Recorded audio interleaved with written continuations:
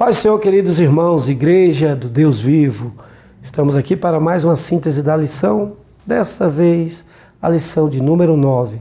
Mais um breve intervalo e já voltamos, hein? Em nome do Senhor Jesus. Amém. Já pensou em uma grua para sua igreja ou produtora e possibilitar imagens aéreas incríveis? A Maxi Grua tem uma linha completa em tamanhos diversos para atender sua necessidade. Gruas em alta tecnologia, a preço de fábrica. Isso mesmo, você compra direto com o fabricante e conta com assistência técnica permanente. Despachamos para todo o Brasil. Acesse o site e confira nossos produtos. maxigrua.com.br. Sua imagem voando alto. Amém. Estamos aqui então, vamos lá para a síntese dessa lição maravilhosa e aplicativa, lição de número 9, cujo tema, o título, é a corrupção dos últimos dias. Vamos aproveitar o texto áureo que a lição nos oferece. Vamos lá, então, o texto áureo está em 2 Pedro, capítulo 2, versículo 12. Mas estes, como animais irracionais, que seguem a natureza, feitos para serem presos e mortos, blasfemando do que não entendem, perecerão na sua corrupção. E automaticamente vamos para a verdade prática. O ensino da palavra de Deus, de modo cuidadoso, pode evitar que a corrupção domine os corações dos salvos. O objetivo geral é descrever a corrupção dos últimos dias. Vamos aos objetivos específicos, apontar as características dos tempos trabalhosos. O segundo é apresentar o apóstolo Paulo como exemplo de obreiro em tempos difíceis. E o terceiro e último é conscientizar os alunos acerca do valor do ensino bíblico nesses tempos trabalhosos. Vamos aproveitar o ponto central também da lição.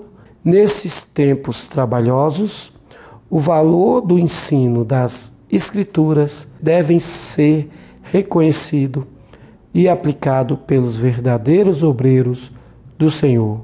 Amém? Louvado seja o nome do Senhor. Meus queridos e amados irmãos, estamos aqui com alegria, satisfação, obrigado pela sua audiência mais uma vez.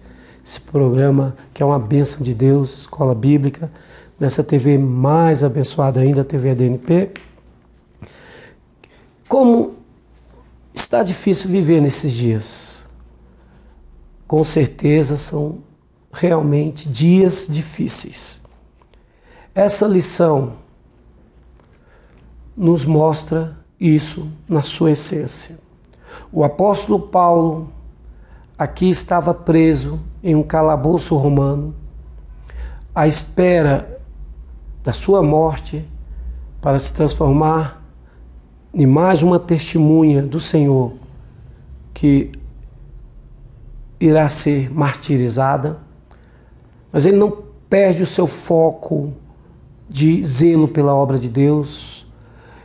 E aqui manda mais recomendações ao jovem pastor Timóteo, que com certeza está doente, um pouco tímido, mas que abraça as palavras proféticas e reveladas do apóstolo Paulo para a situação que estava acontecendo, uma latente perseguição à igreja do Senhor, que não dava tréguas nenhuma.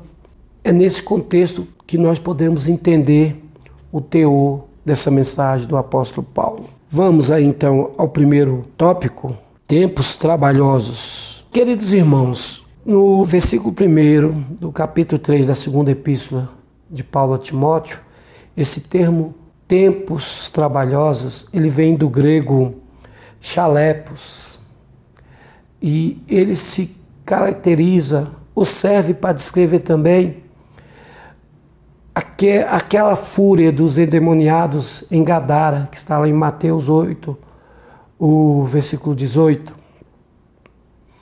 E também, num grego mais clássico, seria para descrever animais selvagens, bestas feras e toda a fúria do mar. Tempos trabalhosos significa isso. Isso que o apóstolo Paulo quer trazer em destaque aqui, como está aí no primeiro tópico. Agora, o interessante é o subtópico, nos últimos dias. Paulo inicia esse capítulo 3 aqui, falando dessa corrupção, desse tempo de difícil desenvolvimento da obra de Deus, já que o grego nos traz essa ideia. Isso pode significar, muitos teólogos e exegetas procuram uma explicação dizendo que esses tempos trabalhosos sugere também que ele faz aquele casamento com os últimos dias, sugere que haverá uma grande manifestação demoníaca, uma grande influência de espíritos malignos que tornarão tempos trabalhosos. E o termo nos últimos dias não se aplica totalmente ao sentido escatológico. Claro que está aí colocado entre a segunda vinda de Cristo, a parousia do nosso Senhor e Salvador Jesus Cristo. Vai acontecer com certeza nessa intermediação.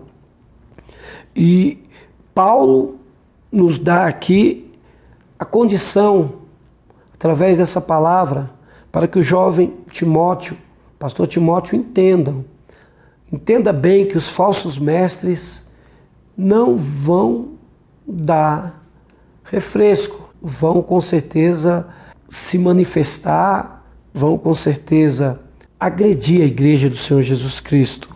Então é um desafio muito grande.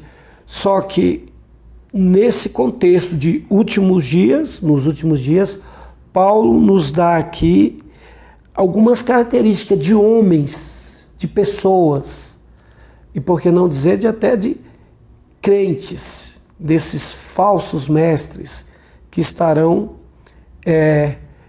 atuando. A parte de divisão aí nos últimos dias, ele fala de amantes de si mesmo. Quem serão esses amantes de si mesmo? Interessante que o termo grego aqui é realmente amantes de si mesmo. É a tradução para a palavra egoístas. Então está inaugurado aqui Paulo dizendo que nos últimos dias irão surgir homens egoístas. Ou seja, a egolatria vai ser inaugurada. A egolatria vai ser uma coisa comum. Os homens buscarão os seus próprios interesses, eles buscarão o seu bem-estar, o seu prazer. Como diz aquele ditado tão popular, farinha pouca, meu pirão primeiro. É o que Paulo dizia que ia acontecer, é o que Paulo profetizou, que nos últimos dias esses homens amantes de si mesmo, egoístas, eles não darão valor ao amor ao próximo, porque o amor próximo não é você buscar o seu interesse, sim de outrem. E esses homens amantes de si mesmo farão de tudo para satisfazer o seu ego, satisfazer os seus desejos e os seus prazeres. Na parte B aí do subtópico, Paulo também dá ao entendimento que nos últimos dias aparecerão homens avarentos. Nós sabemos por um princípio bíblico que a avareza é como pecado de idolatria, que Deus condena radicalmente os avarentos. É interessante que a palavra grega, aqui da onde foi extraída avarentos, é totalmente designado amor à prata. Ou seja, os homens cada dia só pensarão em dinheiro através do seu egoísmo, serão amantes total e declarados do dinheiro. Quererão com certeza cada vez ganhar mais. O dinheiro vai ser um dos deuses que vai demonstrar os últimos dias, a qual o apóstolo Paulo se refere. E na igreja do Senhor Jesus Cristo também vai aparecer, com certeza, homens avarentos. que pregarão a palavra visando lucro, visando benefícios, visando receber bens materiais. Como a palavra de Deus é verdadeira, né, meus amados irmãos? E a parte C aí do subtópico também, Paulo está dizendo que nos últimos dias, homens, mestres, falsos mestres, pessoas presunçosos, soberbos, são homens cheios de orgulho. E outra coisa se caracteriza aqui, que nós possamos entender bem no sentido da palavra. A palavra presunçoso, no seu grego, mais definido, é alazon. E é um termo usado quando alguém toca trombetas para chamar atenção para si daquilo que não possui, mas que procura demonstrar ser mais forte, mais rico, melhor do que outros. Então é esse tipo de pessoas que vai estar em pauta nos últimos dias. Também soberbos, pessoas sem humildade, pessoas totalmente que não buscam a vontade de Deus, não se reconhece como ser humano que precisa da graça de Deus. O apóstolo Tiago vai dizer que Deus resiste aos soberbos, mas aos humildes ele dá graça. O apóstolo Pedro também vai dizer que para nós sempre estarmos em condição de humilhação diante de Deus, porque no tempo oportuno ele vai nos exaltar, mas os homens presunçosos e soberbos não serão assim. Quererão se mostrar, se aparecer, serem mais que os outros. Que coisa, né? E a parte D são os homens blasfemos. Blasfemos é a total ofensa contra Deus. O sentido original da palavra blasfêmia é insultar a Deus e os homens.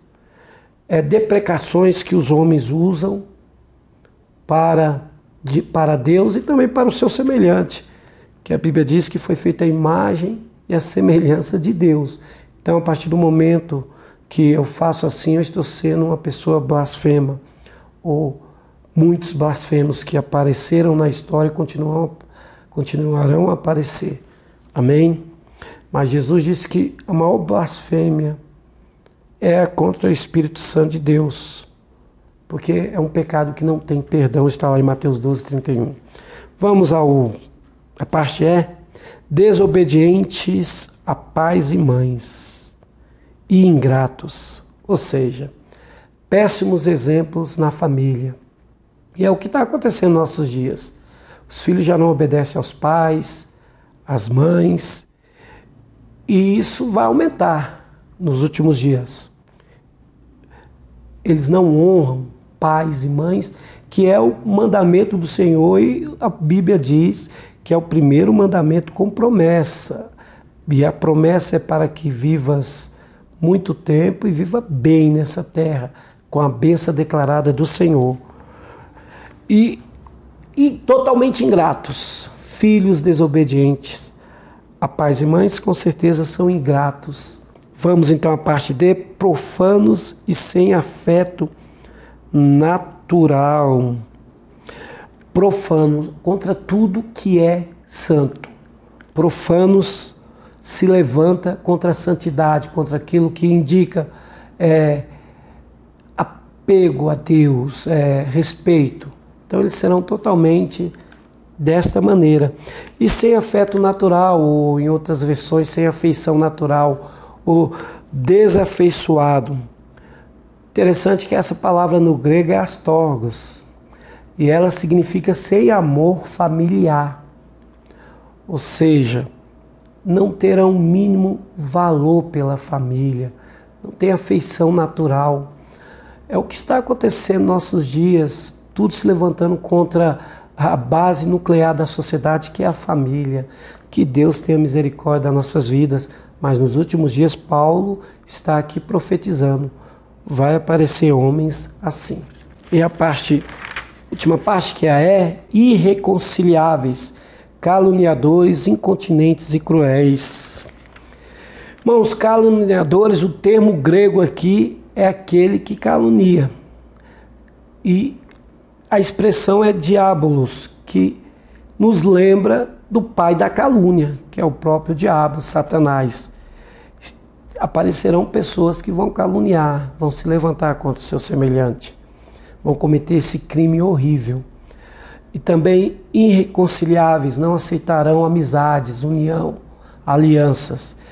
Incontinentes e cruéis, ou seja, a palavra cruéis aqui, ela é o grego enemeros e significa, ela é aplicada somente a animais selvagens. Ou seja, nos últimos dias, nos últimos tempos, aparecerão homens iguais a animais selvagens. Não terão dó, não terão pena. Amém, amados? Vamos então para a síntese tópico primeiro. É muito rico isso aqui, você pode aplicar bastante na sala de aula. Síntese tópico primeiro é: o apóstolo Paulo descreveu as características malévolas dos dias trabalhosos. Amém? Vamos lá ao segundo tópico. Paulo, um exemplo de obreiro em tempos difíceis. Está no versículo 10, eu gostaria de ler o versículo 10, que diz assim: Tu, porém, tens seguido a minha doutrina, modo de viver, intenção, fé, longanimidade, amor e paciência. Paulo sabe que Timóteo se tornou um exemplo de pastor, um exemplo de crente. E ele dá a tradução disso, porque Timóteo foi um discípulo de Paulo e um obreiro exemplar, que pregava a palavra com afinco, dedicação, um líder que tinha um paradigma a seguir. O seu grande pastor, apóstolo Paulo, ele se tornou um seguidor de Paulo, é claro, baseado nas doutrinas de Cristo, porque Paulo era um seguidor de Cristo autêntico e Timóteo se tornou um padrão de pastor, de homem que luta pela causa do Evangelho. O segundo subtópico é em modo de viver. Paulo aqui não está querendo os holofotes virados para ele. Paulo aqui não está querendo uma propaganda para Timóteo, não. Está dizendo que o modo de viver dele foi a preocupação com o reino, foi a preocupação com o Evangelho de Cristo. Em nenhum momento Paulo usurpou glória, em nenhum momento Paulo usurpou honras, privilégios, não. O modo de viver dele foi o que ele pregava nos púlpitos, a sua total dependência de Deus, a sua total interação com a graça de Deus, o seu testemunho de homem e servo de Deus. E ele sempre vai pedir isso: sedes meus imitadores como eu sou de Cristo.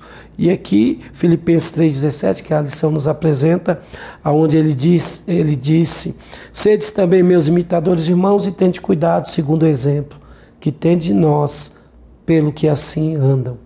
Que maravilha! O terceiro subtópico aí é intenção, fé, longanimidade e amor. Qual era a intenção de Paulo que ele exprime aqui nesse versículo, nesse fragmento dessa epístola ao jovem pastor Timóteo? Era mostrar que Paulo queria de toda maneira propagar, promover o Evangelho de Cristo. Essa era a intenção do seu coração, seu desejo de ser um ganhador de almas, e que Timóteo seguisse esse exemplo, e que Timóteo não se esquecesse dessa que era a maior vontade do apóstolo Paulo. Fé, porque Paulo teve fé para suportar todos os intempéries que apareceram no caminho, todos os percalços. O apóstolo Paulo teve a fé inabalável em Cristo Jesus, na rocha da nossa salvação. Por isso que o escritor aos Hebreus, no capítulo 11, versículo 5, ele vai dizer que sem fé é impossível agradar a Deus, que é necessário que aqueles que se achegam a Deus creiam que Ele existe e que é galardoador dos que os buscam. este é o apóstolo Paulo, cheio de fé e também cheio de longanimidade. Por quê? Longanimidade e amor. Ele tinha paciência, ele sabia como tratar as pessoas. Ele, em sua teologia pastoral, ele entendia que havia fracos, haviam muitos fracos, mas haviam também aqueles que já poderiam estar não mais se alimentando com leite, mas sim já comendo uma comida mais substancial, como ele vai usar esse tipo de alegoria. Paulo ensinou o amor. Ele escreveu em 1 Coríntios capítulo 13 sobre o amor. O amor. Um capítulo inteiro dedicado ao amor. Ele vai dizer, se eu não tivesse amor, eu nada seria. Você conhece esse tratado teológico do amor que ali está. Este é o discípulo de Cristo e o apóstolo Paulo. Amém? Vamos para a síntese do tópico 2. O apóstolo Paulo é um exemplo de vida piedosa, exemplar, para vivermos esses dias trabalhosos. Temos, depois de Cristo, o maior bandeirante do cristianismo, o maior mártir, vamos dizer assim, aquele que realmente foi uma carta aberta para os povos, foi um testemunho exemplar, o apóstolo Paulo, e indicando aqui a Timóteo a pressão dos últimos dias, nessas palavras de sabedoria, ele demonstra para Timóteo mais uma vez e relembra a Timóteo que ele, o apóstolo Paulo, estava firmado na fé, mesmo preso e condenado à morte. Amém? Vamos então aí para o terceiro tópico, o ensino da palavra de Deus em tempos difíceis. Aqui é uma total aplicação da lição. Meus queridos e amados irmãos, todos os avivamentos que aconteceram no decorrer da história da igreja cristã foram precedidos de palavra de Deus. Sobretudo pregação e ensino autêntico e genuíno da palavra de Deus. Coisas que os líderes não devem jamais abdicar. Interessante que a lição cita o Salmo 119, o versículo 105, lâmpada para os meus pés é a tua palavra, luz para o meu caminho. E eu gosto de citar também o que está no Salmo 119. O salmista vai dizer, a tua palavra escondi, guardada no meu coração, para eu não pecar contra ti. A palavra de Deus é o nosso fundamento e é necessário que, se não estamos dando, começamos a dar o valor merecido ao ensino desta palavra de Deus, das sagradas escrituras do nosso Senhor. Porque os tempos são difíceis, mas a palavra de Deus permanece para sempre. Amém? O segundo subtópico, combatendo o espírito do anticristo com a palavra de Deus. Por isso que o ensino da palavra de Deus, a pregação da verdade dos oráculos santos do Senhor é necessário. Porque o apóstolo João vai dizer em uma de suas epístolas, na primeira epístola, que o espírito do anticristo já está no mundo. E aqui a lição cita 1 João 2,18, onde diz, filhinhos, e é já a última hora, e como ouviste que vem o anticristo, também agora muitos têm feito anticristos. Vai aparecer muitos, mas a palavra combate a todos. Aquele que está instruído, fortalecido na palavra de Deus, com certeza vai obter vitória do Senhor. A igreja que estuda a palavra e a pregação é a palavra, com certeza é uma igreja vitoriosa. É isso que Paulo está dizendo em suas palavras. Mas acontece que nesses últimos dias o Satanás está se levantando com fúria contra o rebanho do Senhor. E vários instrumentos, várias, vamos dizer assim, espertezas de Satanás, vários jeitos estão sendo é oferecido à sociedade e à Igreja de Deus. Um deles é o que o subtópico diz, a parte ao relativismo. Sabe aquela coisa de hoje depende, não é bem assim. Um falso pluralismo, como diz a palavra, então um conceito errado das coisas, principalmente das coisas santas, onde o que você pensa pode ser não exatamente o que eu penso. E se pode chegar então a um acordo. Nem sempre o que você pensa é absoluto, é relativo. E o que eu penso pode ser absoluto, mas não pode ser relativo. Mas vamos aceitar como relação entre os dois. Mais ou menos por aí. O diabo vem convencendo as pessoas totalmente através desse tudo é relativo. Tudo é relativo, depende de épocas, depende de contexto, não. A palavra de Deus, tudo não é relativo, não. Pecado é pecado, em nome do Senhor Jesus. E a parte B aí é leis infames. Com certeza, leis que criminalizam os que pregam a palavra de Deus. Levante total contra a igreja do Senhor. Leis que são aprovadas às surdinas, às escuras. Temos aí houve uma vez uma notícia de uma cidade no interior de São Paulo, onde o prefeito queria aprovar uma lei que passasse pela Câmara, que nenhuma escola tivesse um exemplar da Bíblia Sagrada. Não precisa desse livro. Pode ter outros livros, menos esse. Que absurdo, né? E essas leis infames aprovam, com certeza, práticas imorais, querem calar a igreja a respeito do homossexualismo, e eles querem legalizar o uso das drogas, a prática do aborto, incentivar o sexo antes do casamento, por aí adiante. Mais uma vez, que Deus tenha misericórdia de nós. E o terceiro e último tópico é a palavra de Deus e seus referenciais éticos. Para essa sociedade corrompida, com essas leis que são aprovadas em várias partes do mundo, essas leis aprovadas e ridículas em todas as partes do mundo, a falta de ética e bom senso na sociedade só pode ser confrontada pela ética da palavra de Deus, que, se seguida, com certeza a sociedade viveria melhor, viveria em harmonia e em paz. Não teríamos tantos males como temos no dia de hoje. Vamos à síntese do tópico 3. O ensino da palavra de Deus tem o valor de combater o espírito do anticristo e promover os referenciais éticos do reino de Deus. Amém, meus amados irmãos? Vivemos em tempos difíceis, como profetizou o apóstolo Paulo, mas precisamos nos voltar cada vez mais para a palavra de Deus. Ela é o nosso guia seguro de que as promessas de Deus estão sobre nós. Que Deus os abençoe. Um abraço e até breve. Em nome do Senhor Jesus. Amém.